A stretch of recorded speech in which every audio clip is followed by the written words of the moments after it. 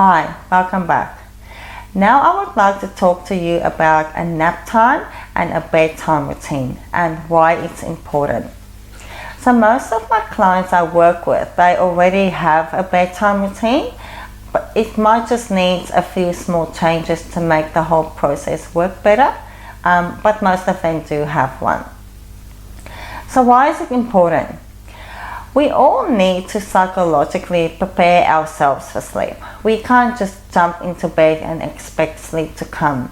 So we need that wind down time. So as an adult, what we usually do is we put our pajamas on, we brush our teeth, we might get some water, read a few pages of a book, or spend some time on our phones.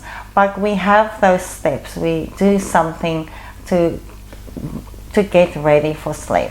And the same with a baby. They also need signals and signs or cues to show them that it's the end of the day and we're getting ready for night time. Like it's the beginning of night and we're going to have a longer sleep now. So I roughly want a bedtime routine to be about half an hour. It's long enough for all the steps to fit in. It's long enough for your baby to have his wind down time, but it's not too long. All the steps are still clear. Your baby still knows what's expected from him, and it's not too long for him to get overtired.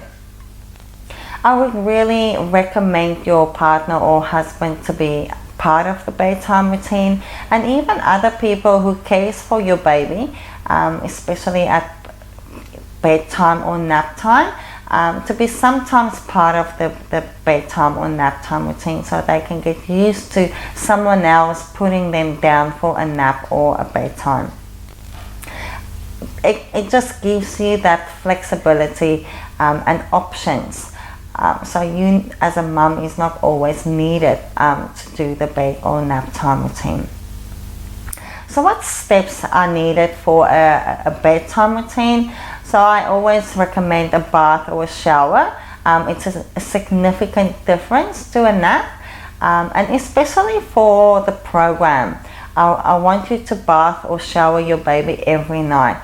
So it's clear. It just makes the whole learning process a lot better and a lot easier.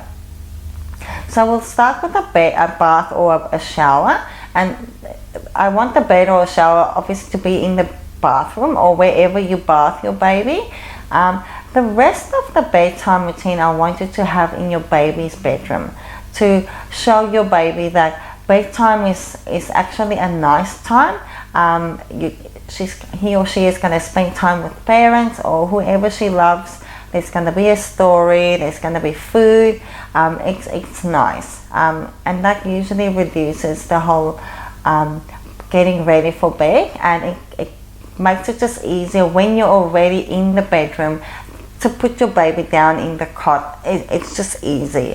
There's less anxiety involved, and it just makes the whole process a lot easier.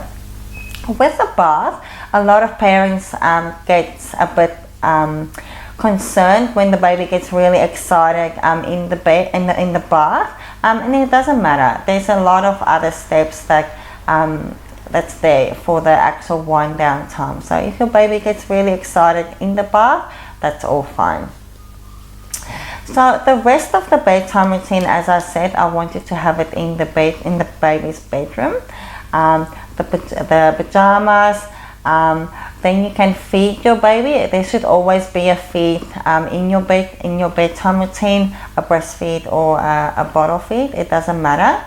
What's very, very important in this stage of the bedtime routine is to keep your baby awake. Your baby has to be fully awake for the feed. I don't even want your baby to start blinking its eyes or, because that's the start of stage 1 sleep. So please, that's why there's a story, or you can even sing a song to stimulate your baby. If your baby is really tired, when we start with the program, your baby might be quite tired because he or she is tired in general.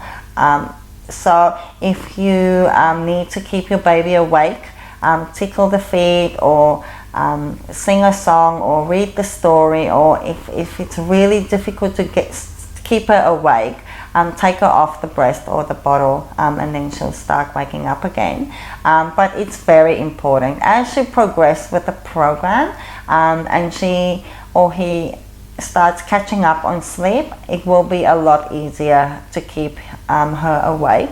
And even with her maximum awake time, we don't want them to be overtired. So as you get better with this process, it will be a lot easier to keep her awake.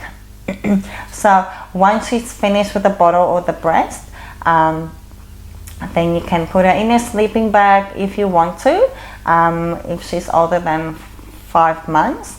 When you have a newborn, now is the time to swaddle your baby. I really recommend swaddling a newborn, and we swaddle babies until they start rolling, because we don't want babies to roll while they swaddle. So all newborns have a startle reflex, and startle reflexes wakes babies up. So please, if you have a newborn, please swaddle your baby. Once the swaddling is done, or your baby is in the sleeping bag, just transfer into the cot. So once you've transferred your baby into the cot, then we'll start with the bedtime, and that will be discussed in your sleep consultation. That will be discussed in detail. Now we're going to discuss nap time routine. So a nap time routine is a little bit different. The whole picture has to look the same. It needs to be in the same room, in the same cot, in the same sleeping bag. How it looks has to be exactly the same. But it's a little bit shorter with a nap. When it's time for your baby's nap, you would say, Emma, it's time for your nap. Let's walk to your room. You'll carry your baby to the room, or if she can walk, she can walk. Change the nappy in the room. Don't prepare the room. Close the curtains, put her in a sleeping bag, and then in the cot.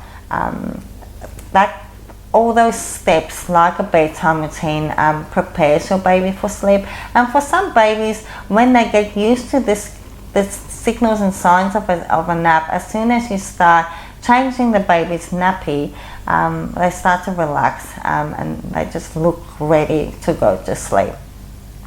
So that process, the steps, and the way you do it, it needs to look the same every single day. Consistency with nap time and bedtime is very important, to have it the same every single day. So once she's in the cot, then you'll start the bedtime process again, and that will be discussed in your sleep consultation. Thank you for listening.